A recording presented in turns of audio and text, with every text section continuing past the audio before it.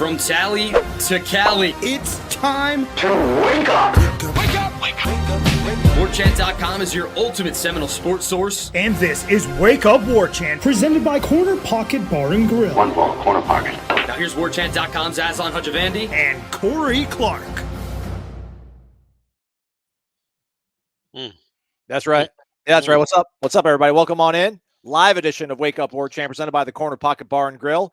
Also powered by Vitamin Energy, since we are live here on YouTube. Thanks for being here. Hit that thumbs up. Certainly would appreciate it. Just pings it out there, lets other people know that, hey, there's a Florida State show going on. They're going to talk ball. Come hang out. So hit the thumbs up. Subscribe to the YouTube channel as well. Subscribe to warchant.com, the ultimate Seminole sports source. Your favorite football team's number 3 in the country. I see smooth sailing all the way to Houston, Corey. People might say that's putting the cart before the horse, but I digress. Nonetheless, Warchant.com's got you covered all week long. Warchant Report is up. Go watch that after this. Matchup analysis will be on the website later this night or the morning when you're listening to the podcast. So we're all at it. We're covering you from all corners, all angles. Myself and Corey Clark. Corey Clark, how are you, man?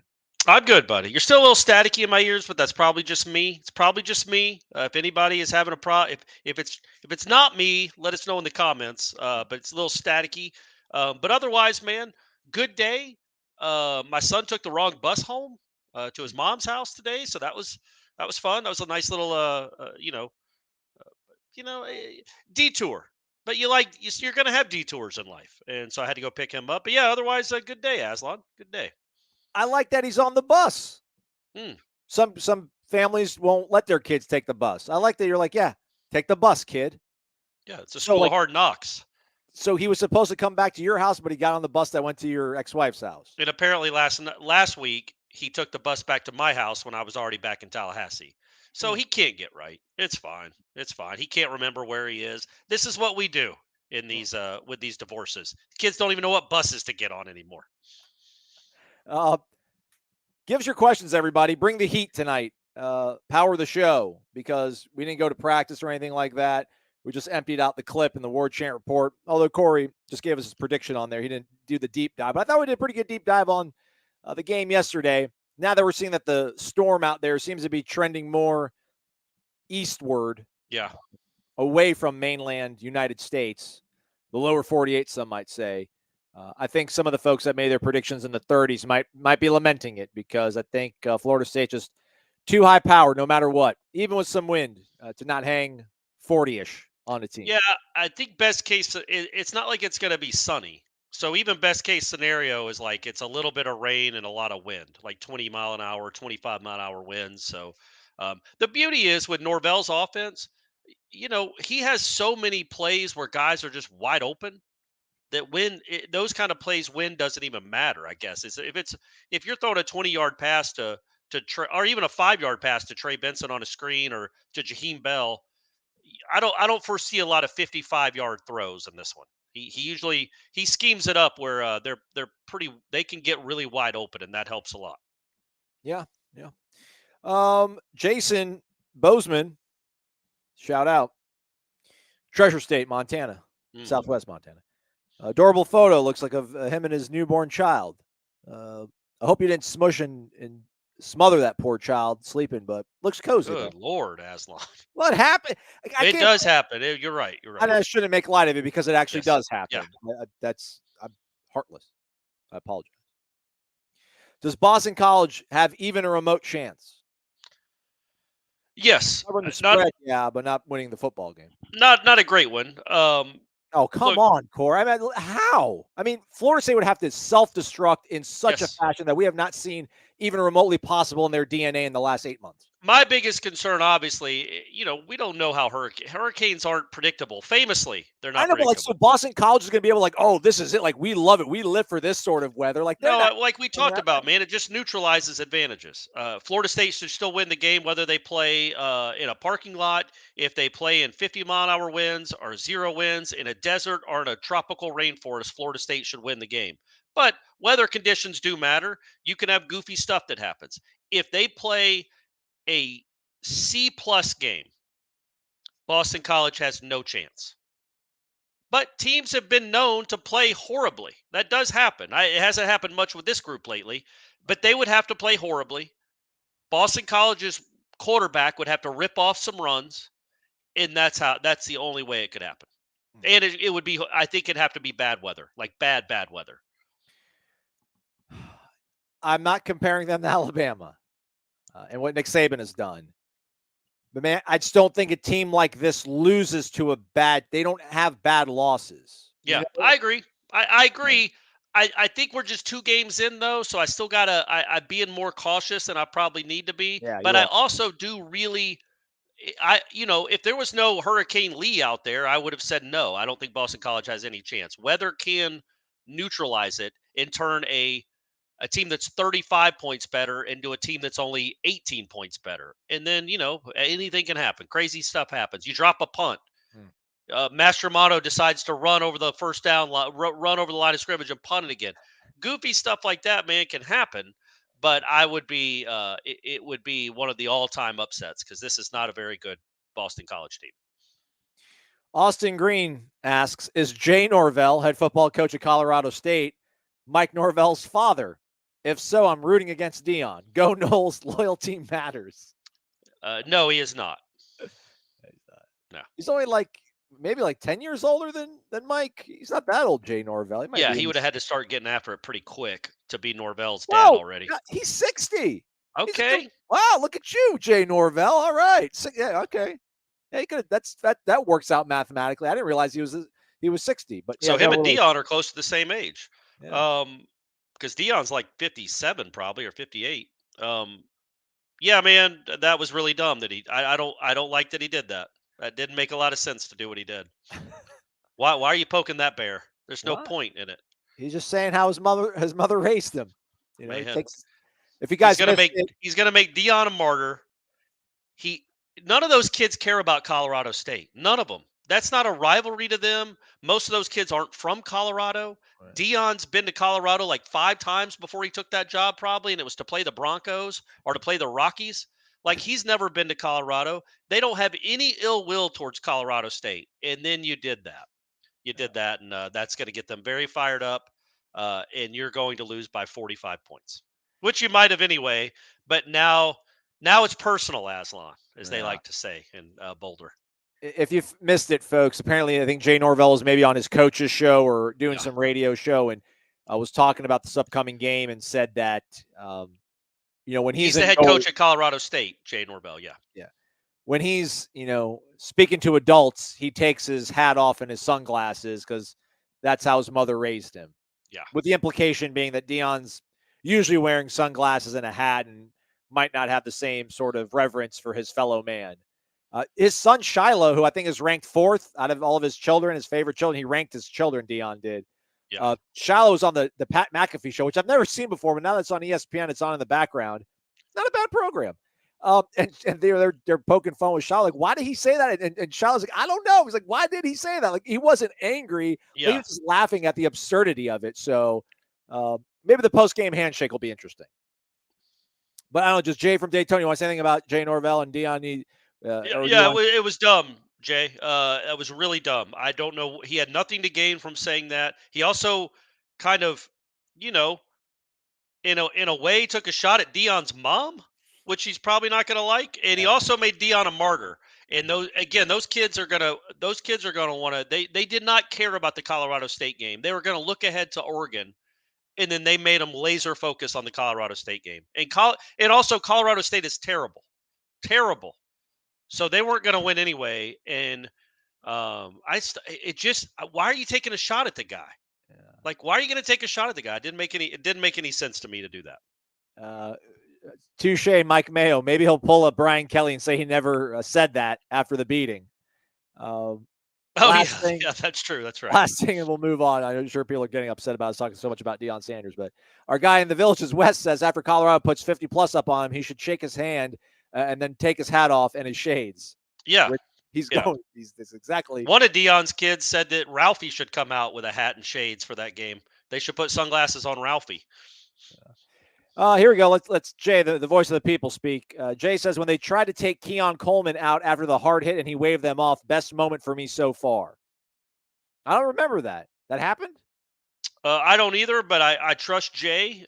We were at the game, so it was probably something that was shown on replay on the TV feed. Man, Keon again. He's the truth. He is the truth.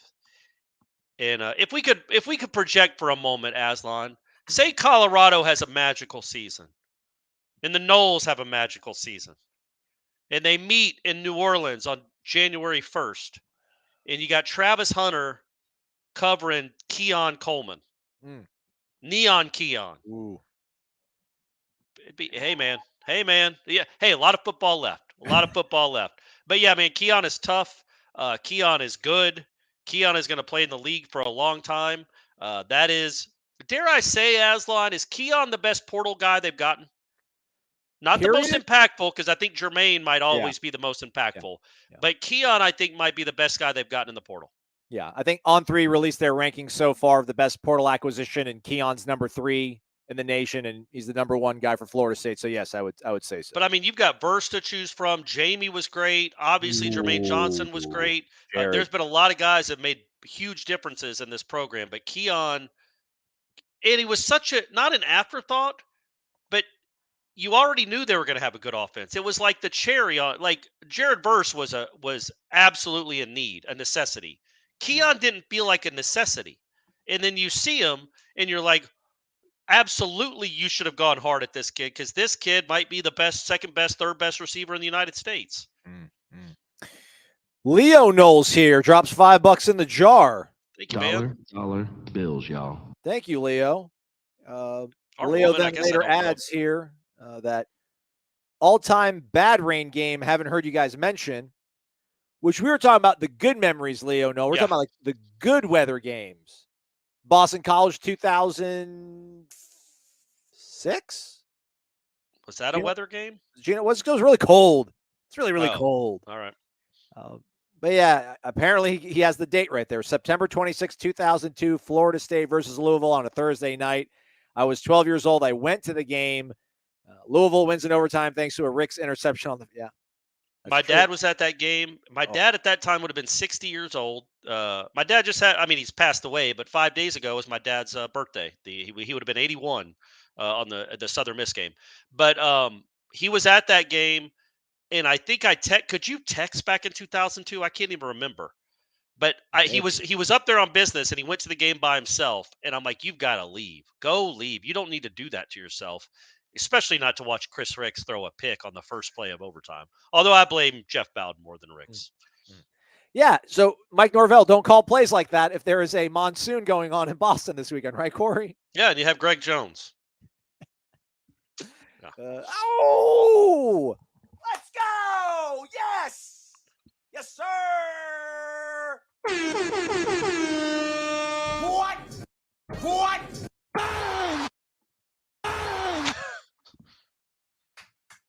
Hey, everybody, we just got some money.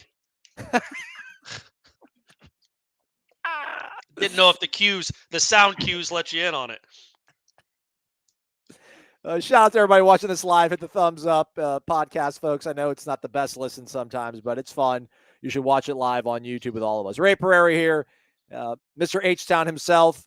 Maybe he can recommend a good place that we go find bolo ties in town when we arrive with $200 in the jar. Ray, again, can't say enough. Appreciate the heck out of you. You're a pillar. You know that. You've got 2 tomahawks firing in because you always come and hang out. His lovely wife was hanging out in Orlando as well. Coincidentally named Stephanie as well. So great name. He says, Aslan, I love Vitamin Energy. Thanks for the introduction. We gave Ray Vitamin Energy. Not that he needs it. He's crushing life all the time, obviously, but he liked it. His wife is still sad about the LSU loss. She's an LSU fan. Alumna? I don't know. Did she go to LSU? I don't know. It's a good question. Now that we have a couple games under our belt, do you think this team can beat the 2013 squad? Go Noles. Ray, I love you. I love everything you've done for us in this show. It will always mean a lot. You're always going to have a special place in our hearts. But slow down. Slow down. Too much vitamin energy. Too much. He's out of control. Hey, he must have taken the mood. He must have taken the good mood energy drink. No, I do not. But Who could It though, would be right? Not a lot of teams could. well, exactly right, and it would be a good game. I do think that. Yeah, no, I don't. And also, we're 2 games in, so if this team somehow finishes 9-3, in hindsight, this would not be the best question that Ray's ever asked, and we love Ray to death. But I'll say this. Can I say this, Aslan? Through the Absolutely. first 2 weeks of the season, this team has been better than that team. Yeah, Through 2 weeks, more impressive in my opinion, because I think. Who did they play after Pitt? Was it Nevada? was it Nevada? I thought it was Nevada. And they kind of struggled a little bit in that game early. I know people can roll and say they ended up winning 62-7. But I feel like it was only 7-0 kind of midway through the second quarter. Yeah, Nevada. Something. Nevada. What was So it was kind of close in the second quarter, and I don't believe it was 31-7 at halftime or 31-3 like they did against Southern Miss, and those were equal teams too. And LSU's better than that Pitt team, and you beat them worse, or the same, I guess. 41-13, 45-24, whatever. Nevada was up. Nevada was winning 7-3 in the second quarter. Yeah, that's what I thought. So this team has started better than that team did. But does this team have a 59-3, 59-3, 51-14 stretch in them? Because that team, once the BC game happened, or when Maryland was 63-0, once the BC game happened, it became arguably the best college football team of all time. But it didn't start out that way. So yeah, maybe maybe if they'd have played them the second week of that season, it would have come down to the final. It would have come down to the fourth quarter. Keep following up, Ray. Ray, you're maybe the not best, every buddy. week. Maybe not every week, but keep following up. It'll be a good question. I'm sure that we can kick around. Lee Fields, are there any playmakers on Boston College that our defense will be keying in on? They have a transfer from UCF that's from Austin. Apparently one of the faster guys in the conference, Ryan O'Keefe. Pat Garrow ran for 1,000 yards a few years ago, but did not last year. He left the game, I think was seen walking in a boot. Yeah. But they got a kid from Western Kentucky that was quite productive, Kai Robichaux. And a kid with last name Broom. That's a pretty decent running back as well. And they got the Christian Mahogany kid who I think is like an all-conference guard. But on the whole, I mean, again, they lost to NIU at home in overtime, and they eked by Holy Cross and needed kind of a minor miracle to hold on to that game too. So there's a couple pieces, but there's not enough to consistently, string together drives and put fear into you. At least not what I'm seeing, Corey. No, I think the playmaker is the quarterback. Castellanos, is that how we say? Castellanos, I think. Castellanos. There's a deep drive to left by Castellanos. That to me is the only. That's the only one. That's the only one that really worries you is a running quarterback like that can really make people miss. Quantrell knows. Who do you think has the higher NFL potential? Deuce Spann, Jarrian Williamson. Ooh, good question.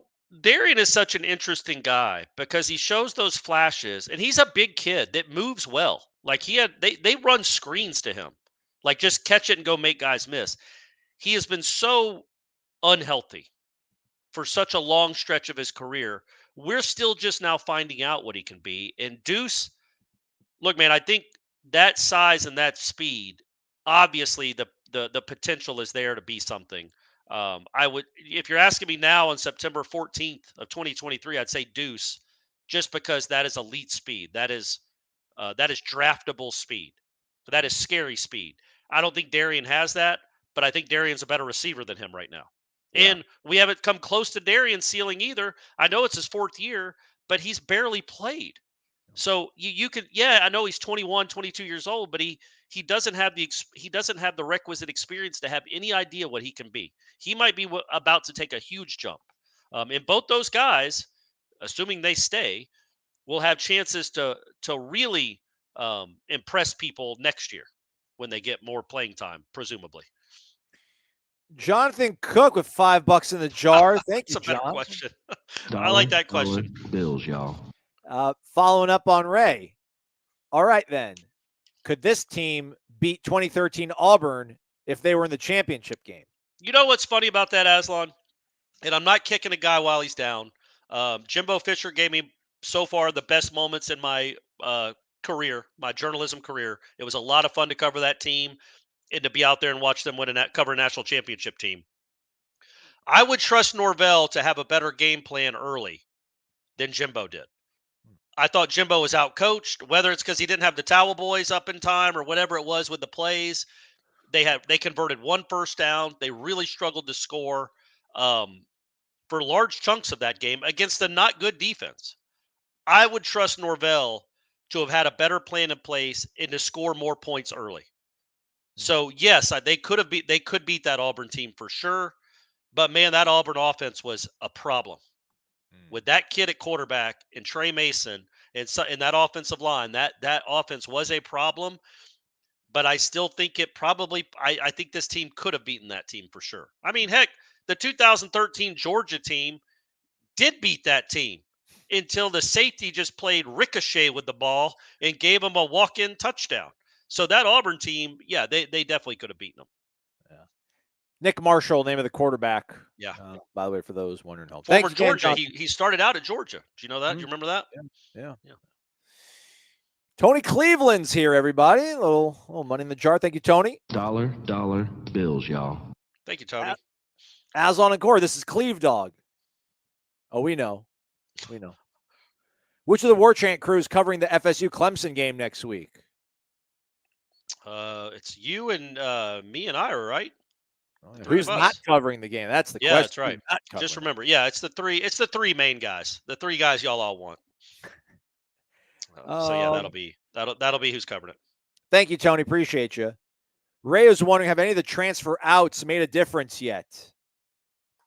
I don't think McCall's done much at all. You know what? I'm going to look that up. I think he caught a touchdown in week 1 against West Virginia. No, you're thinking of McLean. Oh, yeah. I'm sorry. Sam McCall is at A&M. Yeah. And Trayshawn Ward has played for Kansas State. I'm going to look up and see if Sam McCall's even playing while you keep going. While I look up Trayshawn Ward, didn't give me the right name there. I mean, I kind of wish they'd go back and recalibrate their recruiting rankings like midway through the season to see what guys that have left, because they factor that into their rankings, which is why Colorado is so high up.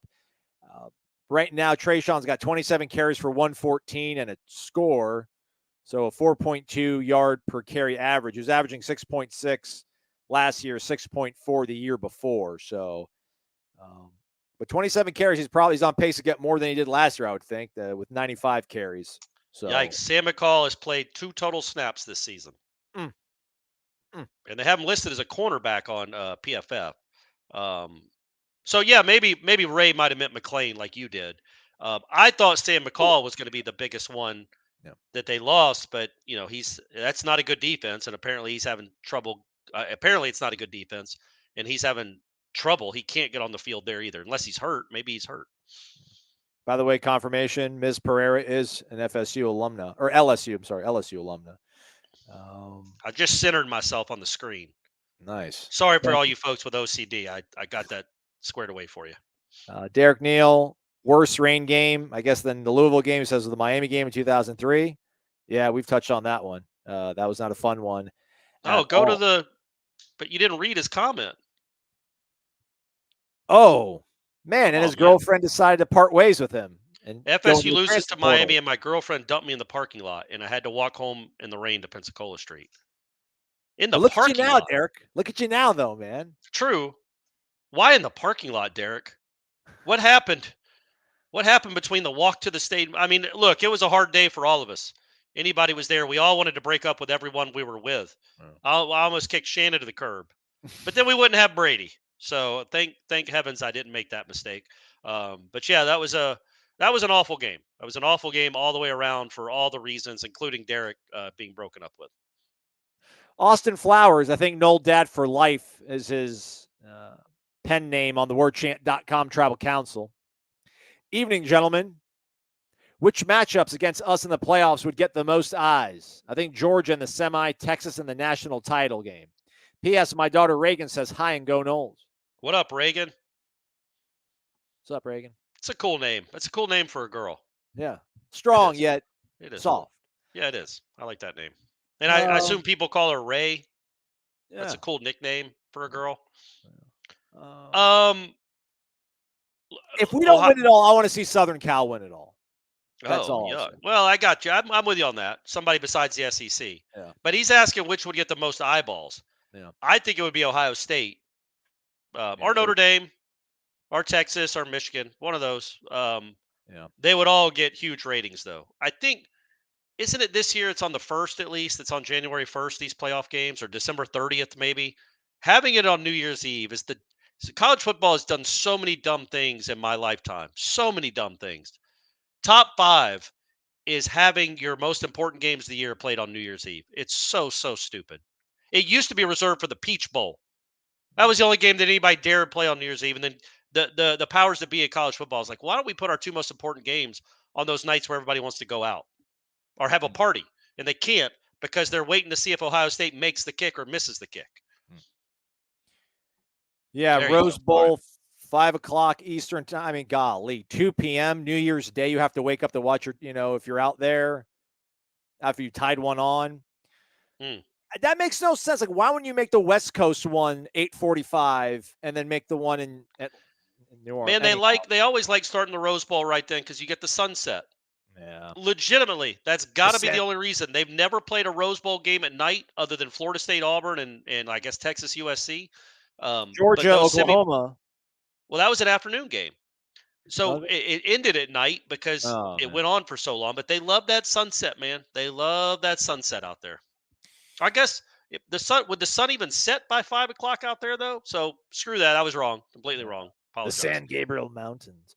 I would think, man, like Jordan Travis versus Caleb Williams, that would sell. But I agree. I mean, like Ohio State just has that overwhelming amount of numbers seemingly everywhere. Michigan too, Notre Dame, obviously. That would be the higher. But honestly, Aslan, the reality is, as long as it's not like a TCU or a West Virginia, or if it's one of the blue bloods, the numbers will be enormous no matter who you're playing. And I think Georgia TCU, if that game had been close at all, would have gotten huge numbers.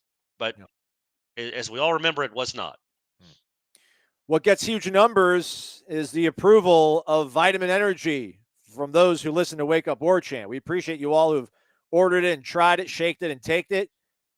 Shaked it and taken it. I like it. Hey, stay with it. Run with it. It sounded good. VitaminEnergy.com. Use that promo code WarChantBOGO, Warchant BOGO. It's covered right now on the screen, but when I take away the lovely images and graphics from Vitamin Energy, you'll see it on your screen. They're also presenting sponsor of the Warchant Wrap. So they're Noles helping out Noles. It's energy with benefits, everybody. Buy one, get one free. Try it out. Workout Plus. Big fan of that one. The B12 14,000.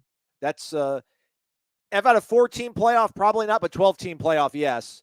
And obviously the Mood Plus. That would be in my 14 playoff. Last year of it. It'll be a great one. Make your day great. Make it better. Go to VitaminEnergy.com. Use the promo code WarChantBOGO. Buy one, get one free. Share it with your friends and your family. Shake it and indeed take it. Look at this. D. Hobbs. Give him some juice, Aslan. What? What?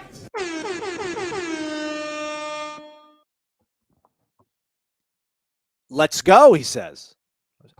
Let's go. Not my first time commenting, but it has been a while. Thank you guys for all your hard work. Hard work, a relative term. Hey, but we appreciate it, D. Hobbs, and we certainly appreciate the donation. That's very, very kind of you, man. Tip. Golly, I'll never get it right. But thank you so much for the tip, D. Hobbs. We really do appreciate that, man. A lot. That's very, very nice. I wouldn't answer this if it wasn't colored in Super Chat extortion. How long does AJ Duffy wait before hopping in the portal? Before or after Luke Kromenhoek shows up? Thanks, guys. Before. Yeah. I don't know that. Obviously, I don't have any inside knowledge. My personal opinion is that I'm glad that he has not gotten in the portal already, because apparently that's something kids do now, even in September, where they don't like they're on the depth chart. They just hop in the portal early.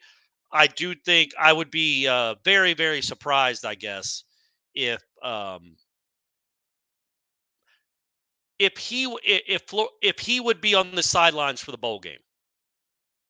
I feel like between the Florida game and the bowl game is where a player like Duffy, who probably doesn't see a real clear path to ever start here, and it makes sense. I'm not blaming the kid. I'm not trying to kick the kid or anything. I'm just saying if he's fourth string right now behind a true freshman, he knows that he's probably not going to start for Florida State University football. So get in the portal and try to go somewhere else, I would think. So I would think that would happen hopefully after the season. Looks like December 1st to the 16th is when that window opens back up. And then I can't quite, it's hard to read this calendar. It's I thought it was the NCAA's official site, but it's not. I can't quite find out when that second window opens back up because if they made it, 2 windows where it's after championship weekend and then opens back up after spring. So, hey man, it just, there's good talent here. And we'll see how good Luke is as well. I mean, I don't know if Tate scares him off. I think it's probably the Brock element, but you got to trust yourself, man. You got to believe in yourself to be like, all right, I'm going to come back harder, once we get back from the bowl game, or I don't know, figure it out now coming off of the bye week, maybe do some soul searching. It's not too late to throw in the towel on this. I don't think Brock Glenn has done anything to where if I'm AJ Duffy, I'm like, man, there's no way I could ever catch up to this kid. You can, but man, time is running out for sure. But what do you think that if you've been here a year, you've already got a year head start and he's already passed you, that by this time next year, the gap's probably wider. It could be throwing in the towel or it could be self-awareness. Yeah, man, I'm not going to play here, but I can go play somewhere else. And there's no shame in that at all. I'm really not trying to, and I hope he proves me wrong. I hope he wins a Heisman at Florida State, but I would be surprised. There's no way, right, Aslan, that they'll have Rodemaker, Duffy, Cromenhawk, and Glenn on the team next year, in my opinion. They would take that, but I think they would, but I don't see that's not college football in 2023. I don't think. Right. So Duffy sees, the writings. Maybe it's not on the wall, but they're getting ready to start writing on the wall that he probably won't end up being a starter here. Bob Garcia, so glad you guys are back. As I am listening, I'm making a very tasty flan. No chance you're making a tasty flan. I'm not impugning your cooking skills. I'm saying there's no such thing exists. We had some pushback on the tribal council. Some people were going to bat for the tasty flan. Apparently, they say it's really good when you pair it with a Cuban sandwich. Oh, well, anything's good when you pair it with a Cuban sandwich. That's not fair. I want my tasty food to stand on its own. It doesn't need something. How about that? The flan slander was unnecessary. That's funny. There's a flan emoji. And a rare poor take. That's funny. Yeah. Shout out to our guy, Armchair Osceola. A lot of comments over on the Tribal Council. Join everybody. You can get involved. You can also read the Florida message boards after they lose to Tennessee and take great joy in their misery. That'll be a lot of fun, I would assume. What else we got here now? How did Brock Glenn look today? We don't know Keith from Spring Hill. We were not out at practice today, but he continues to be out there doing the thing, playing the sport, competing. So he is there. I think he might not have been in the video yesterday that I posted, but he's present and accounted for. Jeff Mayers, Aslan, Corey on today's Jeff Cameron show. Jeff Cameron stated that Tallahassee does not have a legit pizza tavern joint. Is this true? I've been a Nole fan for 40 plus years, but I've never been to Tallahassee, so I have no idea. I mean, I think if we get pushback for flan, which we're right about, by the way, I hope Jeff gets some pushback there. Let's say, look, I'm not a huge fan of the places that people like in this city, but there are a couple of places that are like go-tos for people. They don't sponsor our show. People in the comments can tell you what we're thinking of. I was going to say one of them rhymes with something, but there's not really a good thing to say that it rhymes with. But either way, I have enjoyed some experiences at pizza places, but there is not like a famous one, right? There's not one that you would say, hey, you're in town, we got to go here. But it's fine. It's better than Pizza Hut. No offense, Pizza Hut. Somebody posted it. I think it's for me, it's nostalgia. This joint, I don't think the pizza's amazing, but it reminds me of being like 19 years old and leaving class and like meeting up with my buddies and having a huge slice of pizza. But Yeah. it's not like, when I'm on death row, I'm not going to be like, hey, let me get a slice of that pie. I miss it so much. You also have to understand, I know I might come off as pretentious sometimes. There's not a bigger snob in the state of Florida than Jeff Cameron. Music. Pizza, beer, music, name it. All the things that and I like Jeff. We're very good friends, clearly, but that's why I'm busting his balls a little bit. But it's like the things that are the most annoying types, the most annoying types of snobs in the world, Jeff encapsulates all of them. Oh, there's nothing worse than a music snob, right? Let me like what I want to like. I say that, I kill Ira every time he tells me he likes Nickelback, but you guys are with me on that. That's objectively terrible. But he's Jeff lying is like, everybody. Don't believe him. Don't let him. Jeff. If it's popular, he doesn't like it. Right. So clear, mostly. So that's why I would say he's a pizza snob. So take that with a grain of salt. Man, we're gonna have to put a moratorium on these comparison questions. But this is, we're digging deeper. I like it. Hey, man, they're number 3 in the country and they've earned it. Yeah, Ray started us off, and then Jonathan Cook took us to another level, and now Leo Noles is back. Technically, this is a 2014 question, though. It is, but an alumnus, a famous person from that. This I like this one though, and I think the answer is easy. Would you take 2014 Jameis Winston or 2023 Jordan Travis? Parenthetically, he adds Jameis obviously threw a lot of interceptions, and we had a lot of close games. Leo Noles' choice is Jordan Travis. I feel it's almost sacrilegious to say it out loud. I'm not going to say it out loud, but I agree with you. Mm. I'm not going to, I don't want to say it, but I agree with you, Leo Noel.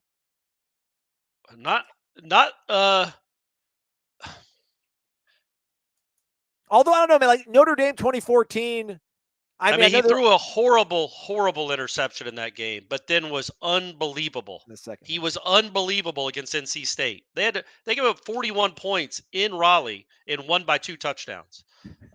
He had some moments, clearly, but he also had some really bad games. Florida was bad. Yes. Miami, he wasn't good, and he got lucked into a touchdown pass on a ball that he threw right to a linebacker that deflected to Carlos Williams. But again, man, I'm not qualifying. I'm not riding the fence here. I'm not couching this. Ask me in a couple of months. Like that's right now, though, absolutely right now, I would take this Jordan Travis right now. But it is a long season. And Jameis, we have the hindsight of 14 games that he played. He had some incredible games, and they won them all, mainly because of him. But then they also were in close games because of him. So I get it. There's a give and take there. But right now, I would take this Jordan Travis over that Jameis Winston. But that's right now through 2 games. October, November, December, we'll see. Pensacola Packbuster. Is the Miami game now tougher than the Clemson game? Do you feel we win both currently? Yes. Yes. No and yes. Oh. I don't think it's tougher. I have to see more out of Miami, man. Like they beat an A&M team that might be supremely overrated. And quite honestly, maybe not all that well coached. Let's see how they do as we go on. It looks like their line of scrimmage is a lot better, though. It really does. Yeah. And that is a difference. But let's see what it looks like. I just think winning at Clemson, come on, man. That right now is tougher than Miami 6-8 weeks from now. Man, this ain't Trevor Lawrence Clemson, man. This is not Deshaun Watson. I get your point. Yeah, you're right. I mean, I think it's weird. I think Miami matches up better with Florida State than Clemson does. Like, I think Miami would on a neutral field or in Doak. I think Miami has I think there's a chance Florida State could blow out Clemson at home. You know what I mean? If it got out of hand early and the Klubnik kid just started panicking, it could get ugly. But, they're playing at Clemson. And I think so. We'll see.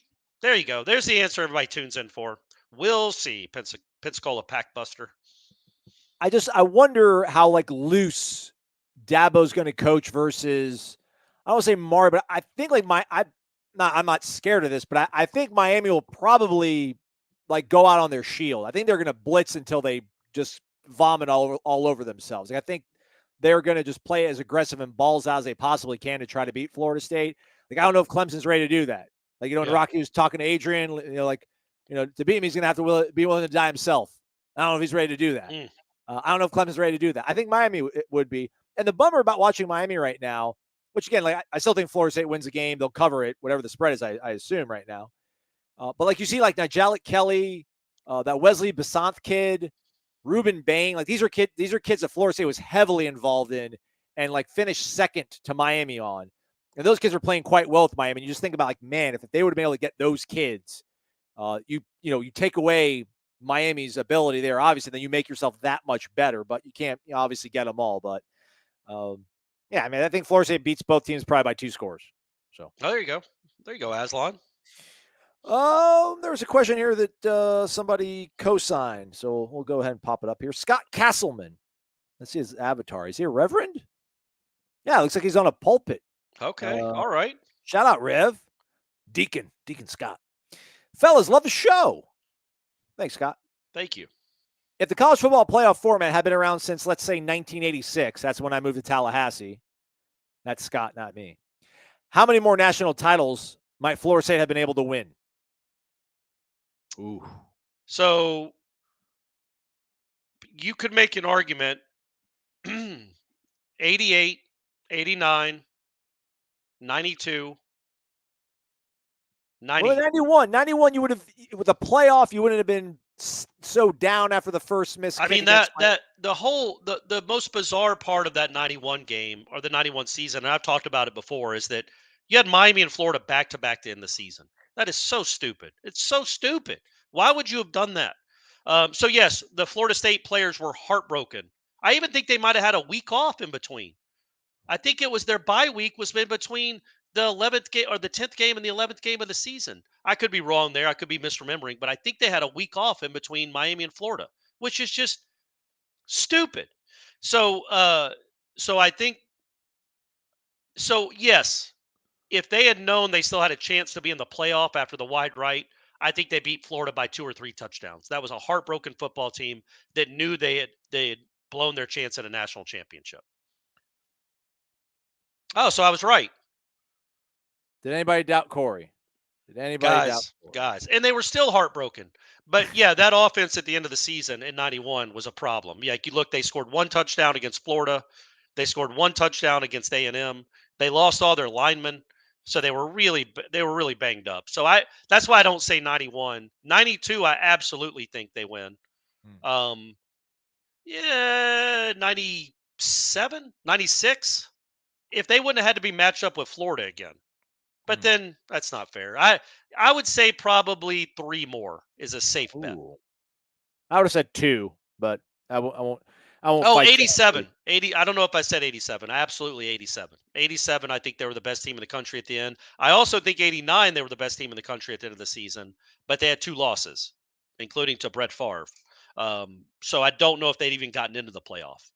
So they were always the best team at the end of the season. That was the problem. They were never – there was that 1 week in October where they would lose, typically to Miami, and not get to win the national championship.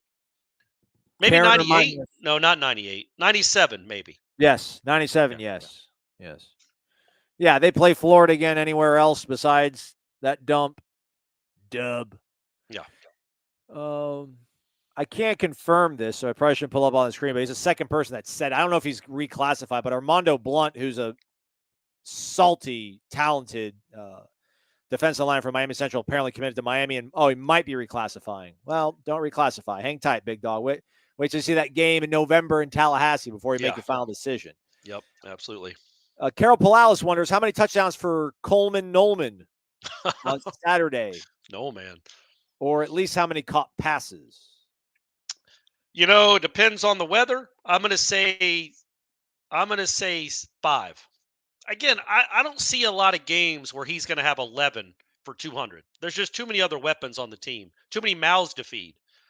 And what I think something that people have brought up, which I think is true, is that you can tell Jordan trusts him so much that he'll throw to him in double coverage. He'll throw to him when the DB is right in phase with him because he expects him to go up and make the catch. I wonder, watching film of that first half on Saturday against Southern Miss, there was some talk about, hey, man, you had a guy open right here. I know that's the coverage we want. It's one-on-one. But look at Destin. He's wide open. I think maybe Jordan got a little greedy at times but again, maybe he's told, if it's one-on-one, throw it up. It's not a 50-50 ball when it's Keon Coleman or Johnny Wilson. So give him a chance. If they're dumb enough to cover them one-on-one, give them a chance to go score a touchdown. They didn't make any 50-50 catches on Saturday against Southern Miss. But I don't expect Keon to be a guy that's having 10 or 11 catches a game. I think Jordan likes to spread it around. I think Norvell likes to spread it around.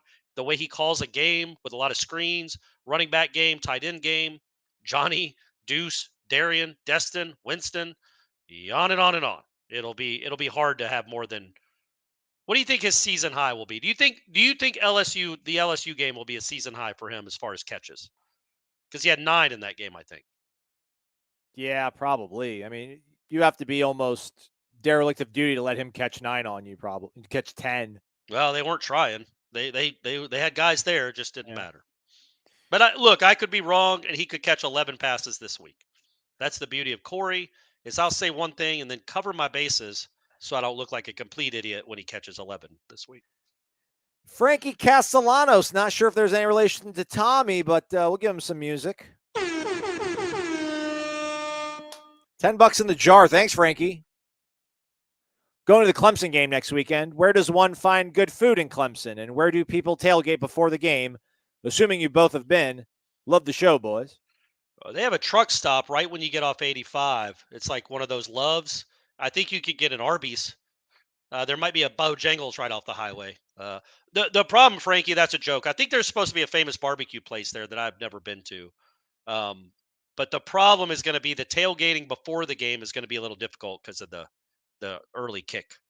You're going to have to get there at like 8:30 in the morning to go tailgate. And yes, typically Clemson has a great tailgate setup.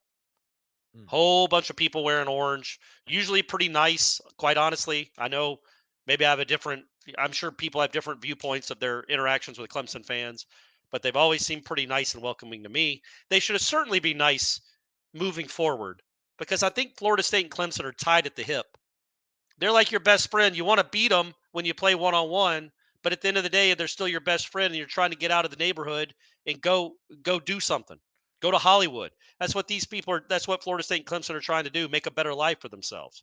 So hopefully they're not too mean to Florida State fans. A little too quiet on that, by the way. From them, yeah. They don't say nothing. Yeah. Should be Clemson Crickets, not the Clemson Tigers. Ew. How about Melissa? Melissa says, I'm just happy we're not having to talk unhappily about the kicking game so far this year. Do we think it will stay that way? You just jinxed it. Melissa. Come on now. We don't even talk about it anymore because it's automatic. We call him Fitzmagic, automatic Fitzmagic for a reason. And you just blew it. You knock on some wood if anybody has some. I was I was wondering aloud to Ira and Jeff the other day, or Ira and Tom at practice the other day, about, like, have we given up inconsistent kicking for inconsistent, like Johnny Wilson? Like, has that been the trade-off? Like, now we have a more reliable kicker, and now Johnny might be a little bit more unreliable than he was last year. I'm not ready to call him reliable. I did not like the way that kick against LSU went through the posts. That was not a thing of beauty. It was not hit well. He's going to have some road games, and he's going to have some big kicks in this season. I want him to be hit a little better than that. So he's been fine so far. But it's still a long, long way to go. Laron Varnado says Clemson fans are super nice compared to other rival fans. There you go, Clemson. Well, I mean, come on. That goes without saying. Who are we competing against here? Talking about Florida and Miami. Let's see here. Mateo says, I think we go on a good run here. With Jordan this year, Tate next year, Brock in 25, Kromenhoek in 26. Florida State's going to be quarterback U. Okay. All right. It's going to be interesting. It's going to be interesting. Kromenhoek can play. He's coming in hoping to compete for a starting job. We'll see how realistic that is. But Brock Glenn can play. And we've all seen Rodemaker take these huge strides from what he was a few years ago. So that's going to be a really interesting. I assume Kromenhoek's coming in January, right, Aslan? Yes. Wouldn't he be an early enrollee? That's going to be a really interesting spring watching that. But you know what? We're not worried about that right now, gang. We're all eyes focused on Chestnut Hill Saturday at noon. That's right. And this season, it could be a special one. Florida State taking on Boston College noon. If you want to make it a little bit more interesting, you can go to mybookie.ag. Use a promo code WARCHANT for an instant cash deposit bonus.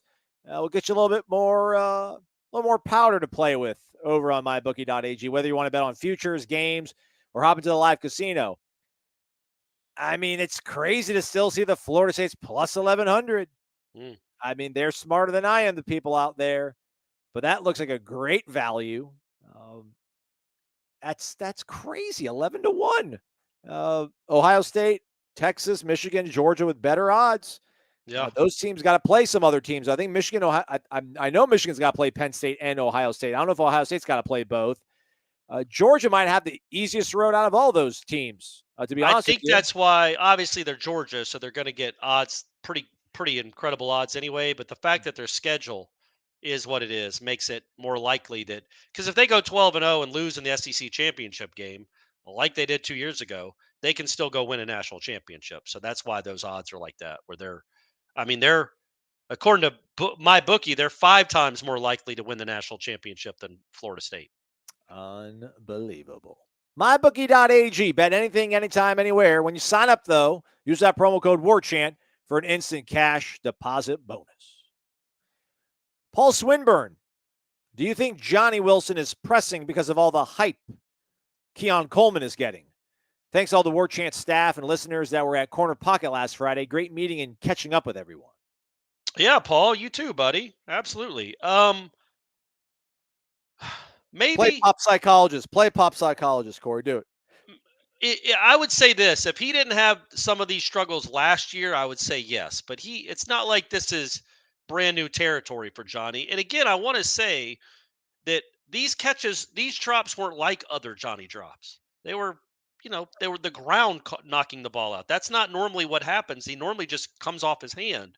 So the fact that he was catching the ball, and I honestly thought the one on third down, I kind of thought it was a catch. But either way, the ground knocked it loose, not just he's dropping the ball. So I would hope not. I don't think Johnny is wired like that. But could be, I guess. It could be.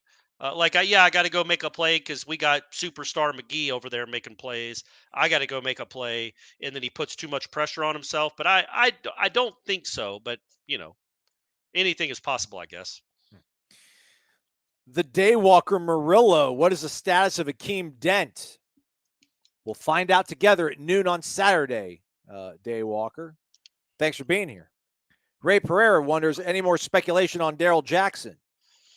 Well, he's definitely not playing this year. Yeah, well, real quick, congrats to all you folks out there for not threatening the livelihood, or rather the health and safety of people at the NCAA office, because apparently North Carolina fans did that.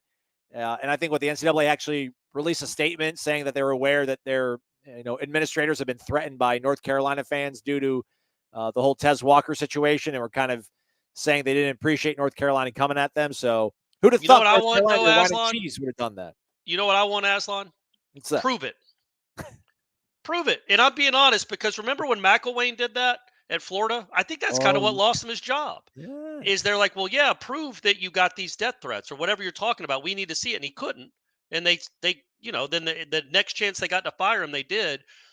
You're trying to, number one, that's not really germane to anything. Like they released their statement about Tez Walker at UNC to explain why they did it, why he can't play, which is fine. Do that, but then what's the point of saying what they said? What's the point of adding, oh, by the way, don't threaten our administrators with death? What was the point of that? The ruling is the ruling, and they're looking for sympathy when they're the most unsympathetic organization. Well, I shouldn't say the most. They're one of the most unsympathetic organizations in the country. So it's hard to sympathize with them. And I also would like to know, I honestly would like to know what and I'm not saying it didn't happen, but I'm dubious of what those threats really were. Was it a bullet in a mailbox? Who was it? Was it a letter? Was it a ransom letter? Was it was it I know where you live. I'm going to be in your driveway tonight. I'm just running back through all the things I've sent people over the years. And those were my go-tos. Was the bullet in the mailbox was a big one.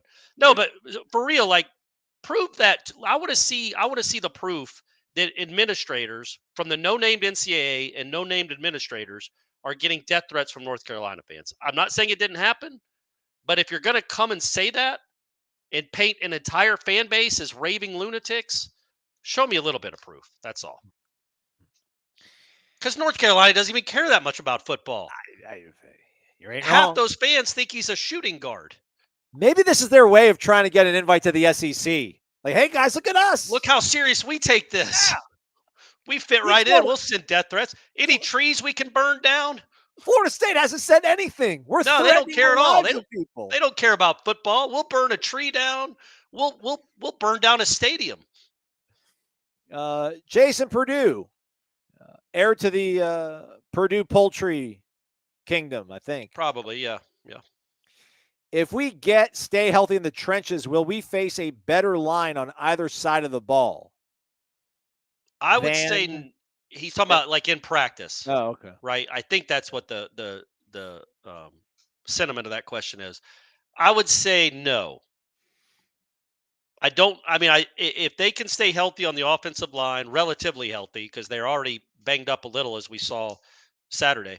That's an experienced, good group with some pros. And then, obviously the defensive line is it just is a wrecking ball right now. So no, I don't think so. Is there anybody like Florida doesn't have a great defensive line, right? I know Miami's gotten better. Maybe Miami's offensive line is as good as yours because they've added some guys that can play, but that to me is about it. That would even be close. Yeah, Miami's got they're a smidge ahead of Florida State on PFF, for whatever that's worth, in pass blocking, but like 1 point. I didn't get to catch the rushing grades, and now I can't find it because I'm all over the place right now. But yeah, I mean, Miami apparently they've rebuilt from the inside out their offensive line. I mean, they got the kid Javion Cohen, I think, from Alabama. Their center Matt Lee from UCF.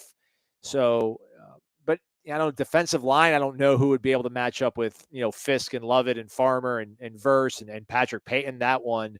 And don't forget Briggs. Yeah, old DBJ. Yeah, you ain't wrong. What else do we got here now?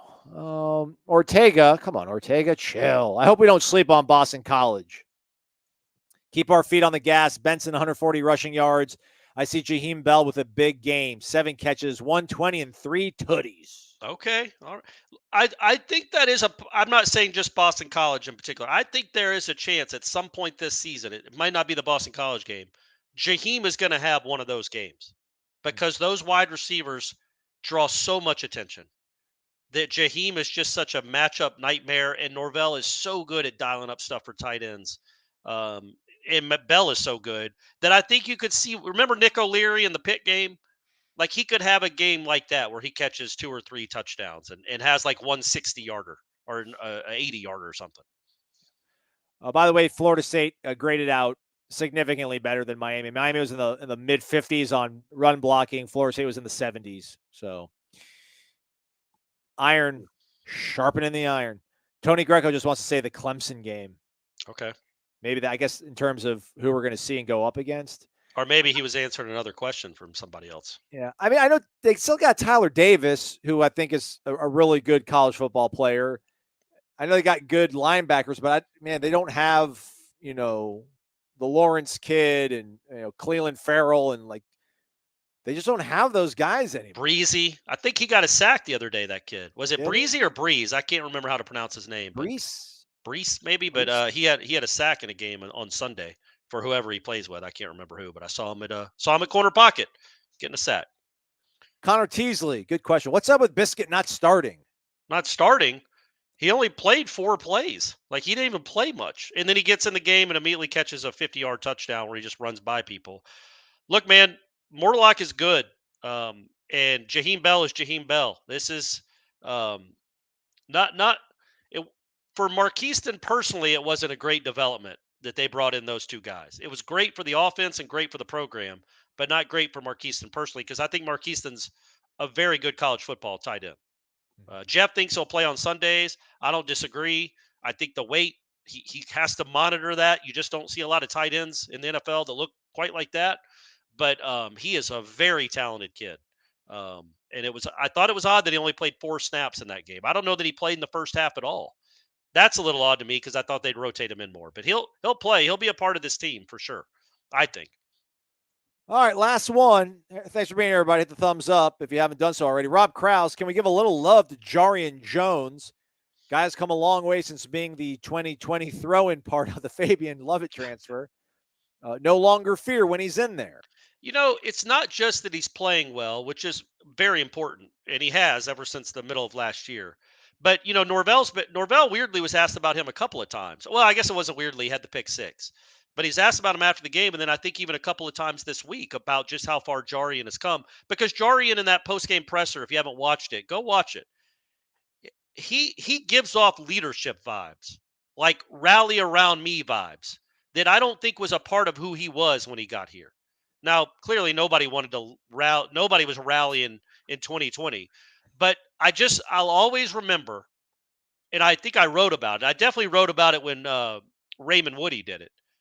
But when they're losing to Miami 59-3 in 2020, and Miami takes a deep shot, and he makes a really good play.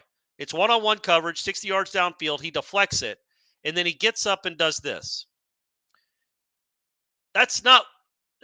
And I guess if you're listening on the podcast, he waved his finger like Dikembe Mutombo. And you're down by 50 points, man.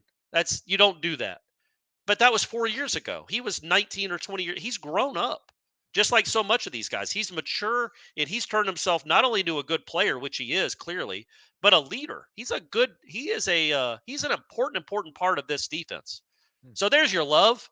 I know I had to bring up the Miami game in 2020, but yeah, Jarrian has been a big part of this defense for the last 5 or 6 games. I lied. Last one. I think he's asked us twice, so we'll get to it. James Mass, where are you most excited to travel this season now that conference play is about to be underway? What game could be the toughest road game outside of Clemson? Pitt and Pitt. I think Wake. You still going Wake? I think Wake. I think they've looked pretty good. Looks like their offense is going to be still a bit of a problem. And is that the one you're most excited to go to travel to as well, Winston-Salem? Yeah, because I might be going to Pitt. Like, if they're number 2 in the country and undefeated, I'll probably be having to fly to Pitt. No, that's not true. I'll drive. I did it. Hey, I did it in September of 2013, and they won a national championship. Anytime Corey Clark drives to Pitt for a football game, Florida State wins a national championship. So just keep that in mind. And buys overpriced denim. I do, yeah, $100 jeans that I can't find anymore. Kind of bedazzled, too, down the side. I would say I still think Wake, though, man. I think Wake, just because, Pitt didn't look very good at all against Cincinnati. I know Cincinnati's a real program, but Pitt wasn't all that good. So right now, as you're asking us here in the middle of September, I think Wake will be the toughest one. I also hope they beat Wake by 70 points. All right, that is a wrap for us. Thanks for being here, everybody, and hanging out. We really appreciate it. It's always fun to do these live shows. Also becomes your next day's podcast. Thanks to everybody for the thumbs up, asking the questions. A shout out to Leo Noel. I think it was Leo Noel, right? Like Leo Noel got us started off. Ray Pereira, obviously. Ray in the house. Ray's the man. Big dog. Cleve Dog. Tony Cleveland. Jonathan Cook. D. Hobbs. Big impact. Yeah. Big impact. Jarrian Jones-esque, some might say. And Frankie Castellanos. We appreciate all of that. Again, hit the thumbs up on the way out. We're done for the week. Jeff Cameron show, though, still going strong, 1 to 3 o'clock. And I think there'll be a pregame show, 11 a.m., getting you ready for the Boston College game. Postgame show with Tom and Gene. And then there'll be a War Chant wrap via Zoom. Ira will be in Boston. Corey will be wherever Corey's at. They'll talk about it. We'll put it together. It'll be up there waiting for you. So get involved and go watch the Jarrian Jones interview and the War Chant report and everything else that's on our YouTube channel. Subscribe to it. Thanks again back there as well to our guy, Josiah. Thanks for watching. He's Corey. I'm Aslan. Thank you for watching and listening to Wake Up Warchant, presented by the Corner Pocket Bar and Grill and our great friends over at Vitamin Energy.